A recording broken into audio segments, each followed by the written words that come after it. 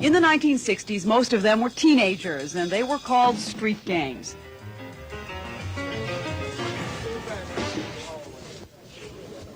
In the 1980s, many of those so-called gangs are now run by men in their 30s who are past the street gang stage. Their business is said to include the sale of teas and blues, a heroin substitute now sold openly on the street in great quantity.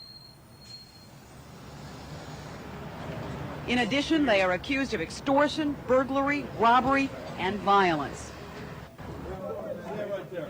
The violence has left in its wake people who are afraid. What troubles me the most is shootings, and you don't know where they're coming from. You know, it's either, live and let live or, be hurt. One of the things is that there is a real easy availability of weapons, and that's what makes it very violent and very dangerous. It's good to talk about them if you want to die, go right ahead.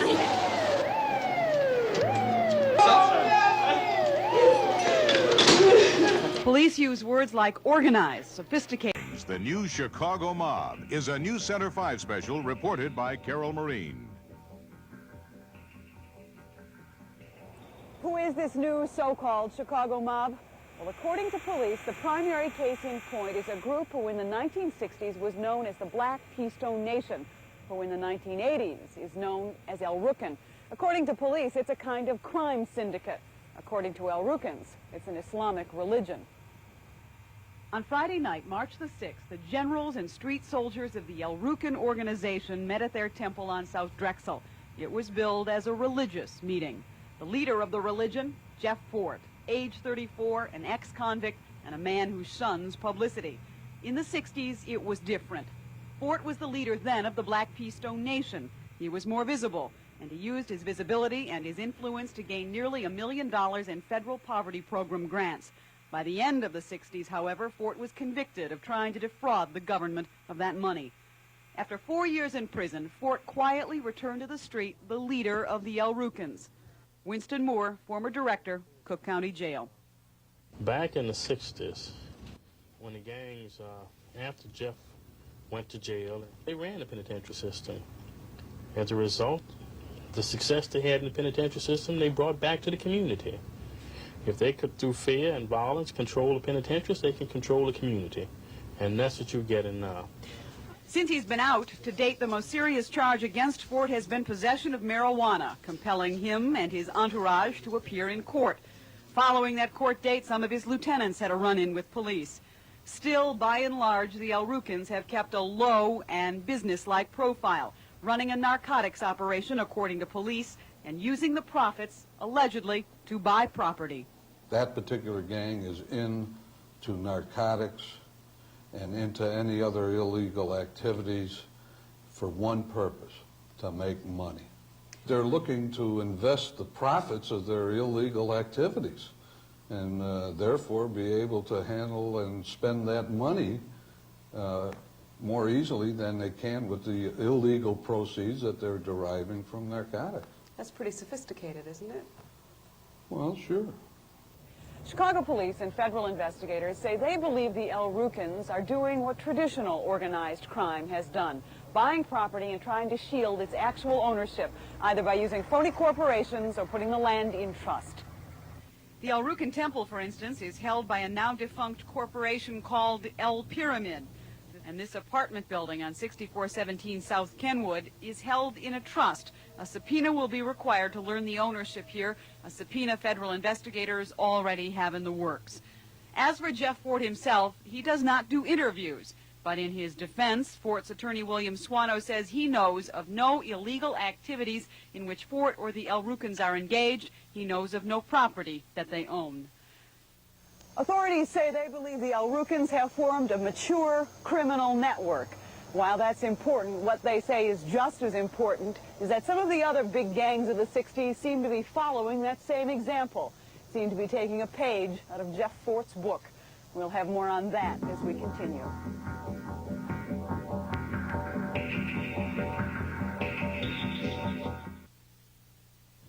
I said, can I get back, Lord? I said, Vice Lord! Saturday night, March the 7th, Chicago's West Side. 51 suspected vice lords are arrested after taking over a pinball parlor on North Cicero. Asked what they were doing there, they replied, Trying to protest for the kids on the ladder. That's what we doing. The kids that's getting killed on the ladder, we wearing black ribbons from. And they're gonna lock us up. That's what they're gonna do. Police doubt that, but say one thing they do not doubt is the fast and furious reemergence of the vice lords, who, like the El Rukins, according to authorities, have gone into the narcotics business, the sale of the heroin substitute Teas and Blues, and who also allegedly are into extortion, burglary, and prostitution. The gang you're referring to didn't exist 7 months ago. The leadership of that started this new gang is coming from people that have been released from the penal institution. We went from no members in this particular gang to hundreds of them in a matter of 6 months' time. As the El Rukins claim to be a religion, the vice lords appear to be following suit, and according to informed sources, are looking for a church to found on the west side. Meanwhile, a third 1960s vintage gang, like the El Rukins and the vice lords, seems to be developing religion. The Disciples now call themselves the Sons and Daughters of the Star, and according to business people on this block on the south side, are leasing a storefront at 6425 South Cottage Grove, paying $400 a month cash. The money, say authorities, comes from the sale of Teas and Blues, the heroin substitute, along with a variety of other crimes that include burglary and extortion. All of these gangs have a street in common, but most of them have another place in common as well, the Illinois prison system. Most of the older members left the street to go behind bars, and they took their gang affiliation with them when they went. The Illinois prison system, like the street, has for years had gangs and a seemingly unstoppable traffic in narcotics, cold cash, and even weapons. Prison officials have in recent years made some attempt to control gangs here. In the fall of 1979, when this 8mm surveillance film was shot, dozens of El Rukins had descended on Stateville Prison, driving limousines, wearing dashikis, and demanding to see some of their religious brethren inside. Permission was denied, and prison officials controlled that situation. Other problems have been much harder to solve. Are you a gang leader? I'm not a gang leader, but I'm a leader. Of what? Of an organization. A case in point, Stateville inmate Dirk Acklin, a disciple out of Chicago, one of a number of disciples fighting for control not just of the prison, but of the street, of Cabrini Green, for instance. Renato! Who did it, Renato? Renato Williams is reputed to be a disciple leader in Cabrini Green. He is also the brother of one of Dirk Acklin's prison enemies, a brother who heads a rival disciple faction.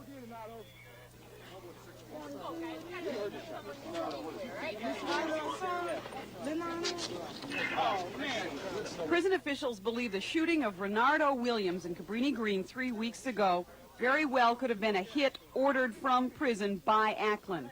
A bloody connection between the prison and the street made bloodier because 1 week after Williams was shot, Acklin in prison was stabbed. The interaction between the gangs in the prison and the gangs on the street is not infrequently seen at the Cabrini Green housing project. Since January, it has become a virtual battleground. 36 wounded, 10 killed as of mid-March. And while police stress that all of that violence is not gang-related, they say at least a part of it is. And if there's one major gang to be zeroed in on here, it is the Disciples, the largest and the least organized of the re-emerging gangs of the 60s. It is a gang causing major problems both on the street and in the prisons. Recognizing that, for the first time, prison officials and Chicago police have come together to set up their own communications network. The gangs, after all, have theirs. I really don't, have a reason for not having done it before, but the timing seemed right now, and we've received excellent cooperation from the Chicago Police Department. And you'll continue working with Chicago Police? Absolutely. We have recently started a program again with the penal institutions. What caused you to get together with the prison system recently? Well, I think we should have been working hand in hand for many years, and we never did.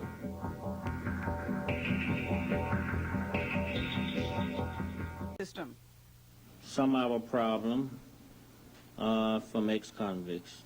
that was released on an early release program they had here around the last August. From that point on, we've been having much more problem we had prior to that time. Consider gang locations in the city. On the north side, this map shows the distribution of a variety of Latino gangs. White gangs, small in number, also on the north. Black gangs regrouping on the west and fighting for control in Cabrini Green. And on the south side, the more business-oriented, less openly violent black organizations. But wherever you go, there is above all else genuine, agonizing concern on the part of the people who live where the gangs live. Well, I have had trouble with the gang brutality of arresting me, saying things that they shouldn't say. And also my retarded brother, he has been arrested a couple times. One time they undressed him and had him in the hallway. A couple times they stick him on the elevator, they slap him around and stuff like this. I mean, you've just decided you're going to speak out. Yes. You think more people should speak up and be heard? Yes. Do you think they will? No. And if some gangs are, in fact, what police are calling a kind of crime syndicate, then what is being done about them? More after this.